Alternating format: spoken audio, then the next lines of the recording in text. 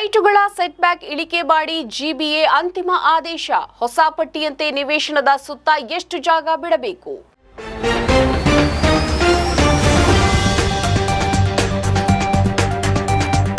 Greater Bengaluru ಪ್ರಾಧಿಕಾರದ ವ್ಯಾಪ್ತಿಯಲ್ಲಿ 1500 ಚದರ ಅಡಿ ವಿಸ್ತೀರ್ಣದ ನಿವೇಶನಗಳಲ್ಲಿನ ಕಟ್ಟಡಗಳ ಸೆಟ್ಬ್ಯಾಕ್ನಲ್ಲಿ ಭಾರೀ ಕಡಿತ ಮಾಡಿ ನಗರಾಭಿವೃದ್ಧಿ ಇಲಾಖೆಯು ಅಂತಿಮ ಅಧಿಸೂಚನೆಯನ್ನ ಹೊರಡಿಸಿದೆ.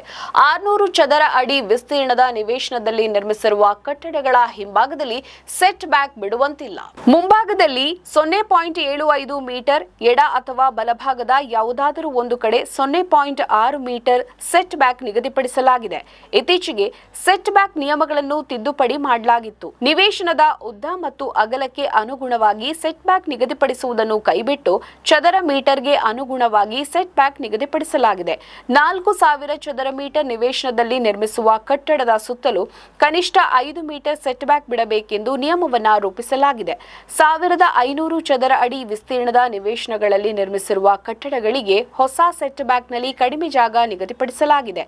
ಈ ಸೆಟ್ ಬ್ಯಾಕ್ ನಿಯಮವು ಈಗಾಗಲೇ ನಿರ್ಮಾಣಗೊಂಡಿರುವ ಕಟ್ಟಡಗಳಿಗೂ ಅನ್ವಯಿಸುತ್ತದೆ. ಈ ಹಿಂದಿನ ನಿಯಮಗಳ ಪ್ರಕಾರ 600 ಚದರ ಅಡಿ ವಿಸ್ತೀರ್ಣದ ನಿವೇಶನಗಳಲ್ಲಿನ ಕಟ್ಟಡದ ಸುತ್ತಲೂ 1 ಮೀಟರ್ ಜಾಗ ಬಿಡಬೇಕಿತ್ತು.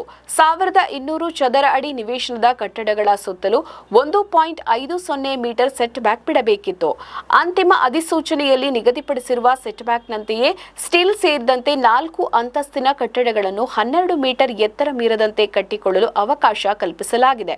750 ಚದರ ಮೀಟರ್ ವಿಸ್ತೀರ್ಣದವರೆಗಿನ ನಿವೇಶನಗಳಲ್ಲಿ ಸೆಟ್ ಬ್ಯಾಕ್ ಪ್ರದೇಶದಲ್ಲಿ ತೆರೆದ ಮೆಟ್ಟಿಲುಗಳನ್ನು ನಿರ್ಮಿಸಿಕೊಳ್ಳಬಹುದು. ಕಾರುಗಳನ್ನು ಮೇಲಸ್ತುಗಳಿಗೆ ಲಿಫ್ಟ್ ಮಾಡಲು ಅವಕಾಶ. ಸೆಟ್ ಬ್ಯಾಕ್ ಹೊರತುಪಡಿಸಿ ರ್ಯಾಂಪ್ ನಿರ್ಮಾಣ ನಿಯಮ ಕೈಬಿಡಲಾಗಿದೆ. ಸೆಟ್ ಬ್ಯಾಕ್ ಬಿಟ್ಟಿರುವ ಜಾಗದಲ್ಲಿ ವಾಹನಗಳಿಗೆ ರ್ಯಾಂಪ್ ನಿರ್ಮಿಸಿಕೊಳ್ಳಬಹುದು.